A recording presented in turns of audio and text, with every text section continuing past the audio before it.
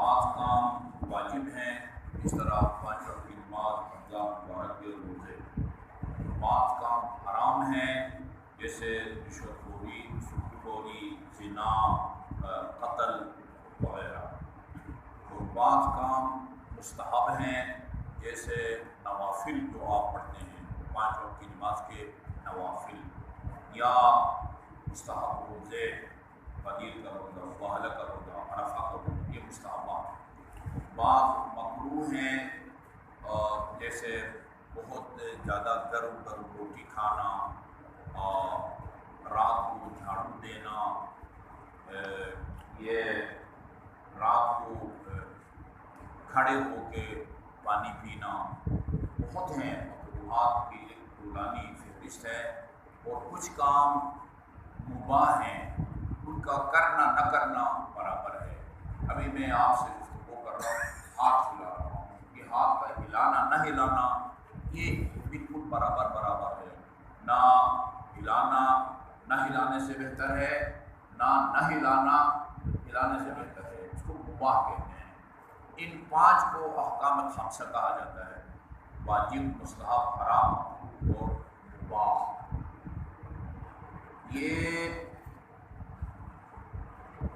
کچھ کام جو ہیں وہ احتیاط واجب کے طور پر ان کو بجا لانا ہوتا ہے، یا احتیاط واجب کے طور پر ان کو ترک کرنا ہوتا ہے۔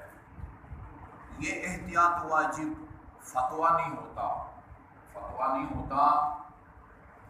جس سے مجتہد کی آپ نے تقلید کر رکھی ہے۔ اگر کسی مسئلے میں وہ احتیاط واجب کہتا ہے وہ تو فتویٰ نہیں دیتا، آپ کسی ایسے مجتہد کے فتویٰ پر عمل کر سکتے ہیں جو اسی مسئلے میں احتیاط واجب کے خلاف کام کو جائز قرار دیتا ہے۔ البتہ علمی اعتبار سے آپ کا جو مجتہد ہے اس کے بعد اس کا مقام کو نمبر ہونا چاہیے۔ میں ایک مثال دیتا ہوں جو معاشرے کے اندر بہت آج کل عام ہے۔ یہ جو عدالت سے طلاق لیتے ہیں، عدالت سے طلاق، جس کی کوئی شرعی حیثیت نہیں ہے۔ کیوں شرعی حیثیت نہیں ہے؟ یہ شوہر کی مرضی کے خلاف عدالت نوٹس جاری کرتی ہے۔ نمبر 2، طلاق میں 2 عادل گواہوں کی موجودگی اور ان کی گواہی ضروری ہوتی ہے۔ عدالت کی طلاق میں 2 عادل گواہ بھی نہیں ہوتے۔ نمبر 3، ہمارے فقہ کے مطابق ماہواری کے دنوں میں خاتون کو طلاق نہیں دے سکتے۔ اگر طلاق جاری کریں گے تو وہ طلاق صحیح نہیں ہوگی۔ چوتھی شرط یہ ہے کہ یہ جن دنوں میں یہ پاک ہے ان دنوں میں، پاکی کے دنوں میں شوہر کے ساتھ اس کے جو ہے نا وہ ازدواجی تعلقات بھی قائم نہ ہوئے۔ ان میں سے کسی شرط کا بھی عدالتی طلاق میں خیال نہیں رکھا جاتا، لہذا ہمارے فقہ کے مطابق یہ عدالتی طلاق غلط ہے۔ بدستور 100% شوہر کے نکاح میں ہے وہ خاتون جس کو عدالتی طلاق دے دی گئی ہے۔ یہ ایک مسئلہ۔ دوسرا مسئلہ یہ ہے کہ اگر کوئی آدمی کسی کی بیوی سے نکاح کرے، کسی کی بیوی سے نکاح کرے، یہ بیوی قیامت تک اس پر حرام ہو جاتی ہے۔ یعنی اگر وہ اس کا شوہر اس کو طلاق بھی دے دے، کوئی اور اس سے نکاح کر سکتا ہے، یہ بندہ نکاح نہیں کر سکتا قیامت تک کہ جس نے کسی کی نکاح میں موجود خاتون سے شادی کرے۔ اس کو کہتے ہیں حرام مؤبد۔ اچھا، یہ عدالتی طلاق ہو گئی تھی کسی خاتون کو۔ ایک آدمی اس خیال سے کہ عدالتی طلاق صحیح ہے اس نے اس سے شادی کر لی۔ اچھا، اگر اس کا میاں اس کو بعد میں طلاق دے دے، یہ بندہ دوبارہ اس سے نکاح کر سکتا ہے یا نہیں کر سکتا؟ اس مسئلے کو دہراتا ہوں، بہت اہم ہے۔ عدالتی طلاق ہو گئی ایک خاتون کو، اور ایک آدمی اس خیال سے کہ عدالتی طلاق صحیح ہے اس خاتون سے اس نے شادی کر لی جس کو عدالت سے طلاق ہوئی تھی، جس کو خلا کہا جاتا ہے ہمارے معاشرے میں، اچھا یہ کہا جائے گا کہ اس نے ایک کسی کی بیوی سے نکاح کیا ہے اور اس کا شوہر اس کو صحیح طلاق دے بھی دے، پھر بھی وہ ہمیشہ کے لیے اس پر حرام ہو جائے گی؟ آیت اللہ سیستانی فرماتے ہیں کہ جو آدمی عدالت کی طلاق یافتہ خاتون سے نکاح کرے اس خیال سے کہ عدالت کی طلاق صحیح ہے، احتیاط واجب کے طور پر وہ اس کے لیے ہمیشہ کے لیے حرام ہو جاتی ہے، احتیاط واجب کے طور پر ہمیشہ کے لیے حرام ہو جاتی ہے۔ ان کا دو ٹوک فتویٰ نہیں ہے، احتیاط واجب ہے۔ ایک مجتہد ہے ہمارے قوم میں، ان کا نام ہے موسیٰ آیت اللہ شبیری زنجانی، وہ کہتے ہیں پتہ ہو کہ یہ طلاق غلط ہے، جانتے ہوئے کہ یہ طلاق غلط ہے، کسی کی بیوی سے نکاح کرے وہ ہمیشہ کے لیے حرام ہو جاتی ہے، لیکن غلط فہمی میں ایک غلط طلاق کو صحیح طلاق سمجھ کے اس سے شادی کرے تو وہ ہمیشہ کے لیے اس کے لیے حرام نہیں ہوتی۔ اب نتیجہ کیا نکلے گا؟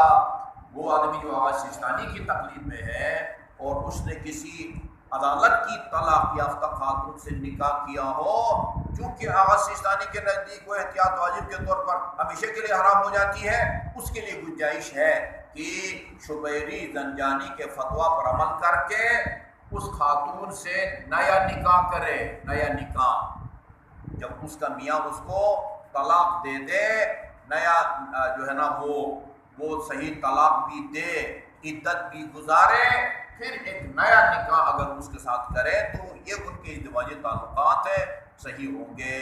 اور کئی مسائل اس طرح جو ہے نا وہ حل ہوئے ہیں عدالت کی طلاق یافتہ خاتون سے، اس خیال سے کہ یہ طلاق صحیح ہے، نکاح کر لیا جو کہ حقیقت میں صحیح نہیں ہے، بچے بھی ہو گئے اور پھر بعد میں پتہ چلا کہ وہ طلاق تو صحیح نہیں ہے، ہم نے کسی کی بیوی سے نکاح کیا ہے۔ اب حل کیا ہے اس کا؟ حل یہ ہے کہ شبیری زنجانی کی طرف رجوع کیا جائے اور رجوع کر کے اس خاتون کو نئی اور صحیح طلاق دی جائے، عدت کے دن بھی گزارے، عدت کے دن گزارنے کے بعد پھر وہ بندہ جس نے اس سے شادی کی تھی دوبارہ اس سے نکاح کر سکتا ہے۔ اس کو احتیاط واجب کہتے ہیں۔ کسی کی طرف رجوع کیے بغیر، کسی اور کے فتویٰ پر عمل کیے بغیر، جس کا فتویٰ آپ کے مجتہد کے خلاف ہے، احتیاط واجب کی مخالفت کرنا حرام ہے۔ یعنی اگر ہم میں سے کوئی احتیاط واجب کی خلاف ورزی کرتا ہے مسلسل، وہ عادل نہیں رہتا، وہ گناہگار ہے۔ اچھا اگر عادل نہیں رہے گا تو پھر کیا ہو جائے گا؟ فاسق ہو جائے گا، عادل کے مقابلے میں فاسق آتا ہے، ٹھیک ہے؟ یعنی وہ کسی اسلامی عدالت میں جا کے گواہی نہیں دے سکتا۔ ایک آدمی جو احتیاط واجب کی مخالفت کر رہا ہے، وہ اگر شوال کا چاند دیکھے اور کسی عالم دین کے پاس، حاکم کے پاس جا کے علاقہ کمیٹی کے پاس گواہی دینی پڑے، احتیاط واجب کو ترک کرنے والا آدمی، اس کی جو گواہی ہے وہ قابل قبول نہیں ہے۔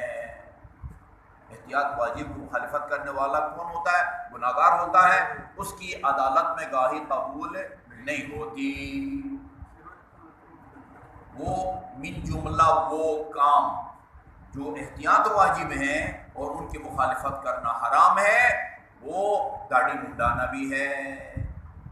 تمام فقہا کہتے ہیں احتیاط واجب کے طور پر داڑھی منڈانا حرام ہے۔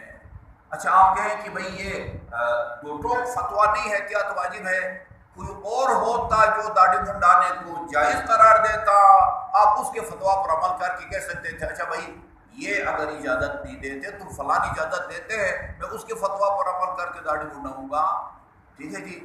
اچھا جی اگر آپ کو خام خواہ میں جو ہے نا وہ داڑھی کو جو ہے نا وہ یہ ظلم و ستم کرنا ہی ہے، لیکن کوئی مجتہد اس کو جائز قرار نہیں دیتا۔ احتیاط واجب کی مخالفت کرنے والا وہ عادل نہیں رہتا۔ وہ اگر طلاق دی جا رہی ہو کسی خاتون کو اور دونوں یا ایک گواہوں میں سے ایک نے داڑھی نہیں رکھی، یہ طلاق صحیح نہیں ہے۔ ہمارے صاحب ایک اٹامک انرجی کے برادر تھے، حج پہ گئے تھے، وہاں انہوں نے کہا کہ یہی مسئلہ جو آپ کے سامنے بیان کر رہا ہوں آپ نے 65 کی ایک مجلس میں بیان کیا تھا، جو مومن داڑھی نہیں رکھتا وہ اگر کسی طلاق کا گواہ بنے وہ طلاق صحیح نہیں ہوگی۔ کہا میں نے اس دن سے داڑھی رکھ لی ہے۔ اچھا، اس سال حج ورکشاپ میں یہی مسئلہ میں نے بیان کیا، 2-4 دن کے بعد ایک بندے کا فون آیا کہ میں نے پکا ارادہ کر لیا ہے آپ کی وہ لیکچر سننے کے بعد، لیکن میرے لیے مشکل یہ ہے کہ ابھی حج کے لیے جا رہا ہوں، پاسپورٹ میں جو ہے نا وہ میری داڑھی نہیں ہے، ابھی اگر داڑھی رکھ لوں گا تو پھر امیگریشن میں جو ہے نا کوئی مسئلہ بنے گا۔ میں نے کہا کوئی تسلی رہے، کچھ بھی نہیں ہوتا، آپ کا جو ہے نا وہ بائی میٹرک ہے اور اتنا بھی نہیں ہے کہ بندہ داڑھی رکھنے کے نتیجے میں پہچانا نہ جا سکے۔ ہاں، ایک ایسے علاقے میں رہتے ہیں جہاں 100% لوگوں نے داڑھی منڈائی ہوئی ہے، آپ رکھیں گے تو مجتمعی ہوگی، ناقابل برداشت تکلیف ہوگی، توہین ہوگی، وہاں ہمارے فقہاء اجازت دیتے ہیں۔ الحمدللہ یہاں تو کوئی ایسی بات نہیں ہے، یہاں 100 میں سے اگر 2-3 نے نہیں رکھی ہے تو الٹا ان کی طرف لوگ دیکھیں گے، یار یہ مومن ہے اس نے کیوں نہیں رکھی، باقی سب نے رکھی ہوئی ہے، گناہ ہے، ٹھیک ہے جی، اور اس کو رکھنا چاہیے۔ اور اگر اسی حالت میں آپ اگر کسی اسلامی عدالت میں جا کے گواہی دیتے ہیں، چاند کی گواہی دیتے ہیں، طلاق کے گواہ بنتے ہیں، تو یہ گواہی قبول نہیں ہوگی۔ اچھا بھائی آپ کہیں کہ نہ ہم نے چاند کی گواہی دینی ہے، نہ ہم نے طلاق کا گواہ بننا ہے، نہ اسلامی عدالت کہیں گواہ نہیں بننا، پھر بھی ایک حرام کام ہے، خدا کی بارگاہ میں جواب دہ ہونا ہے۔ سب سے بڑی بات یہ ہے کہ امام راضی نہیں ہے، خدا رسول امام راضی نہیں ہے، اللہ کی دل آزاری نہیں ہوتی، اللہ کا دل نہیں ہے، اللہ کا مزاج نہیں ہے، اللہ کی طبیعت نہیں ہے۔ امام دل رکھتا ہے، رسول دل رکھتے ہیں، ہمارے اعمال ان سے پوشیدہ نہیں ہے۔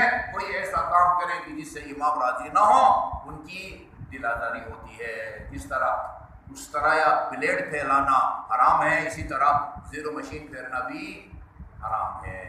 یہی وجہ ہے کہ جب آپ پہلی دفعہ حج کرتے ہیں سر منڈانا واجب ہے، حلق جسے کہتے ہیں، وہاں بلیڈ پھیرے تو بھی فرض ادا ہو جاتا ہے، اس طرح پھیرے تو بھی فرض ادا ہوتا ہے، زیرو مشین پھیرے تو بھی فرض ادا ہو جاتا ہے۔ یعنی زیرو مشین پھیرنے سے آپ کا وہ حلق والا مسئلہ اگر ادا ہو جاتا ہے، اس کا مطلب یہ ہے کہ زیرو مشین پھیر اگر داڑھی پہ پھیریں گے وہ بھی حلق شمار ہوگا، ٹھیک ہے نا۔ اللہ تعالیٰ ہمیں تمام محرمات سے بچنے کی توفیق عطا فرمائے۔ آغا صاحب نے اس مسئلے کو ایک تھوڑا سا کلیئر اس کے یہ طلاق والے مسئلے کو تاکہ تھوڑا سا اور کلیئر ہو جائے۔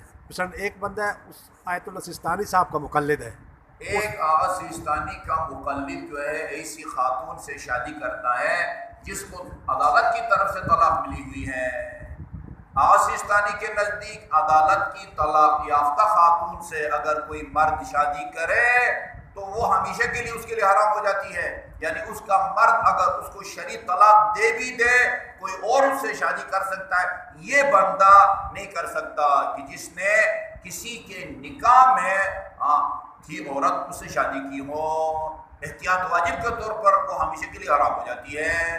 دو ٹوک فتویٰ ہوتا تو کبھی بھی نہ کر سکتا، لیکن چونکہ احتیاط واجب ہے، جس مسئلے میں آپ کے مجتہد نے احتیاط واجب کہا ہو، کسی دوسرے مجتہد کے فتویٰ پر عمل کر سکتے ہیں جو احتیاط واجب نہ کہتا ہو بلکہ جائز قرار دیتا ہو۔ کیونکہ شبیری درجانی یہ غلط فہمی کے نتیجے میں ایک غلط طلاق کو صحیح طلاق سمجھ کے اگر کسی خاتون سے شادی کی ہے وہ ہمیشہ کے لیے حرام نہیں ہوتی۔ اگر اس کا وہ میاں مر گیا ہے یا ابھی اگر اس سے صحیح آپ طلاق لے سکتے ہیں تو مرنے کے بعد ادعائے وفات اور طلاق ملنے کے بعد ادعائے طلاق گزار کے پھر نیا نکاح کر سکتا ہے۔ وہ پہلا نکاح کل عدم، وہ تو کسی کی بیوی سے اس نے نکاح کیا ہے، وہ نکاح وہ گرا نہیں لگا، ٹھیک ہے نا جی۔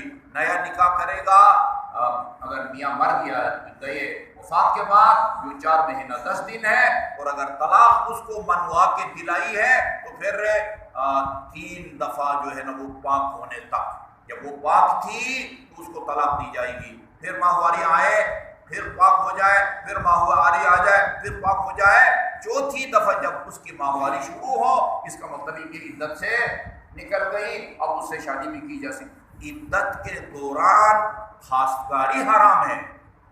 کسی کی بیوی کے لیے رشتہ مانگ سکتا ہے بندہ؟